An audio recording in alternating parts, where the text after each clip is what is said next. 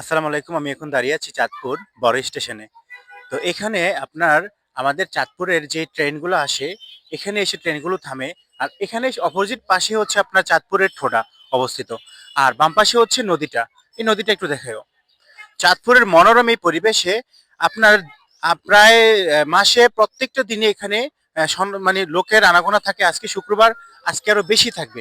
আর আমি চাঁদপুরের যে এরিয়াটাতে আছি এখানেও খুব সুন্দর একটা মনোরম পরিবেশ। আর ভিতরে জায়গাটাও আজকে আপনাদেরকে দেখাবো আজকে কি পরিমাণ মানুষ এখানে আসছে। আমি এখন দাঁড়িয়ে আছি চাঁদপুর একদম ঠোডার মিডল যে পয়েন্টটা সেখানে। আমার পেছনে আছে একটা রক্তধারা, আমরা যেটাকে রক্তধারা বলে থাকি। তো এই ঠোঁটার এখানে প্রত্যেক দিন অনেক পরিমাণে প্রচুর লোক আসে ঘোরার জন্য।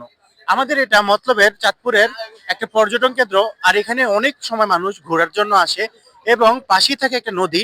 নদীটা প্রবাহিত হয়েছে আমাদের পদ্মা যে নদী আছে, সেই নদীটা এখান দিয়ে প্রবাহিত হওয়ার কারণে মনোরম একটা পরিবেশ তৈরি হয়েছে, যার কারণে মানুষ এখানে আসে।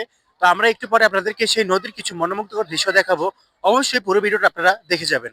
আমি এখন দাঁড়িয়ে আছি আমাদের সেই প্রিয় ঠোডার যে মাথা বলে সেখানে।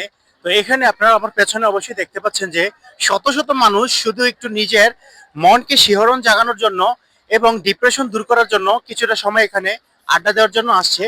আর আজকে যেহেতু শুক্রবার, এমনিতেও মানুষ এখানে বেশি চলে আসছে। তো আর যাই হোক, মানুষ চাঁদপুরের আশেপাশের যারা আছে সকল মানুষ এখানে শুধু একটু শান্তি খোঁজার জন্য চলে আসে। এখানে যে জায়গাগুলো দেখতে পাচ্ছেন পুরো এরিয়াটা নদীর মনোমুগ্ধকর একটা পরিবেশ তৈরি করে। আর এখানে আসার পরে আমার নিজের কাছে অনেক ভালো লাগলো এবং শান্তি লাগলো। আর পরিবেশটাই তো আসলে ভাই শান্তি লাগার মতন।